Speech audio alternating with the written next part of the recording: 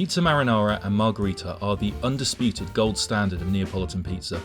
The marinara is often overlooked, but when done right, it is one of the most beautifully balanced pizzas you can eat. Traditionally, dried oregano is the only herb added, but I like to bend the rules a little with a few fresh basil leaves. The trick to a good marinara is time. Prepare the ingredients with care and only use the very best quality you can. For this recipe, you're going to need 240 grams of sourdough or Biga pizza dough, 5 to 6 tablespoons of San Marzano sauce, 1 clove of garlic, some fresh basil leaves, half a teaspoon of dried oregano, a pinch of sea salt, and a few tablespoons of extra virgin olive oil. First, prep your garlic. You'll need a small serrated knife to carefully slice the clove as finely as you can. It's really worth taking your time with this. Next, transfer the garlic to a small ramekin and drizzle over some olive oil. This makes it easier to separate the slices when topping the pizza, but more importantly, it protects the garlic from burning and becoming acrid. In a small bowl, dissolve half a teaspoon of salt into cold water and stir to dissolve.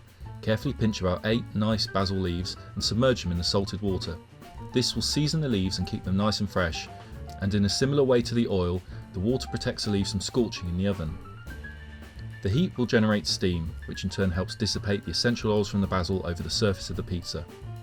For the sauce, place a 400 gram can of San Marzano tomatoes in a bowl.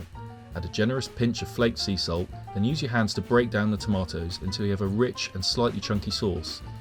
Don't worry if it looks a little wetter than usual. With no cheese to protect it, the oven will evaporate a lot of the liquid. Set the sauce aside and put your top quality dried oregano in a small bowl for later. Now fire up your Ooni pizza oven. Aim for about 420 to 450 degrees centigrade or 788 to 842 degrees Fahrenheit. Place your dough ball on a lightly floured surface and begin pushing the air out from the centre to the edges. You want the base to be nice and thin for a true Neapolitan style marinara. Next, top with 5 to 6 tablespoons of sauce.